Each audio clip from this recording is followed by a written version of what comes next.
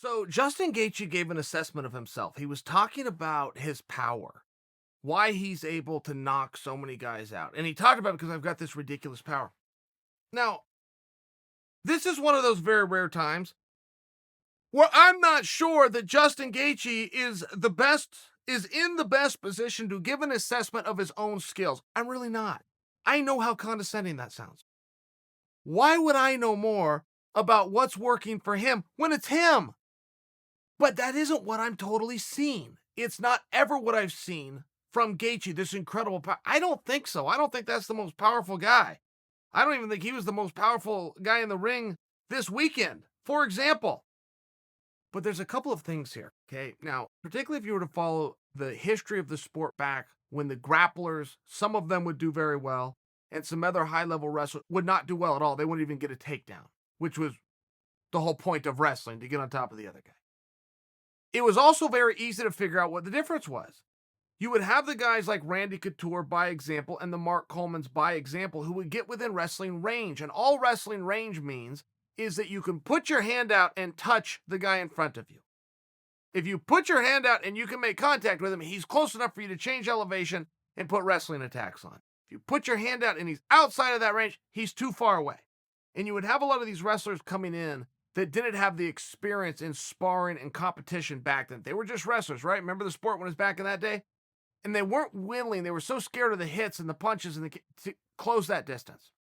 And if you couldn't close that distance, particularly with a guy like Maurice Smith to throw a name at you, a Mirko Krokop to throw a name at you, a Vanderlei Silva, it wasn't going to work. You had to get within range. Justin Gaethje is a wrestler.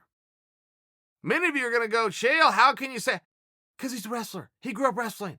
He went to a scholarship at a Division I program for wrestling. Oh, and by the way, he was an All-American. He doesn't wrestle inside the cage. He uses it defensively. He doesn't get out-wrestled, but he doesn't go out there and wrestle. However, it does solve the problem and explain why he's always in range.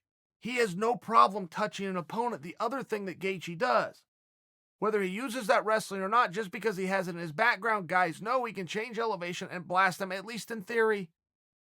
So that gives him a little bit of an advantage.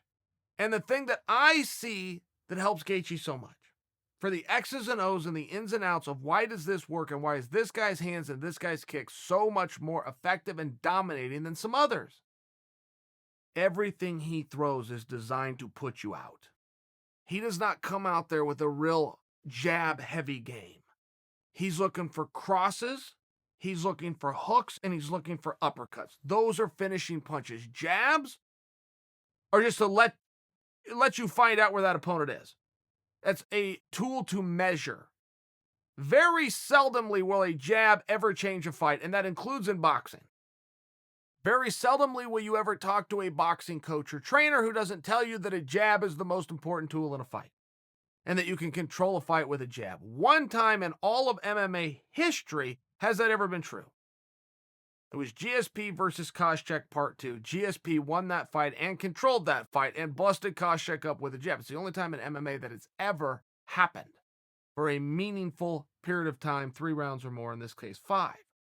In boxing, you will see it, but that's because the pads and the gloves are different. In MMA, the jab, while every boxing coach wants to tell you how important it is, he can't then show you footage and historical evidence. He couldn't actually bring a video or a fight forward, aside from the one that I just offered you, because it's the only one that's ever happened, where a jab is important.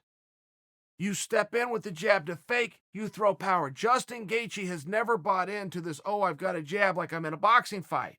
The gloves are different. The defenses and the rolls are different when you don't have 16 ounces there to protect you. So Justin Gaethje only comes out, steps into range, and starts looking for the kill. And that's the problem. If you think you're going to come out and do a feeling out process with Gaethje, you're going to get starched. If you think you're going to come out and do patty cakes in a nice slow spar session, boom, boom, and then slip a couple of heart attacks and then go right back into a nice rhythm like you could do in a boxing fight because of the gloves, you're wrong. And you're going to get knocked out. When I see Gaethje, I see a very powerful guy. But moreover, I see a guy who comes out and throws power. as opposed to has power.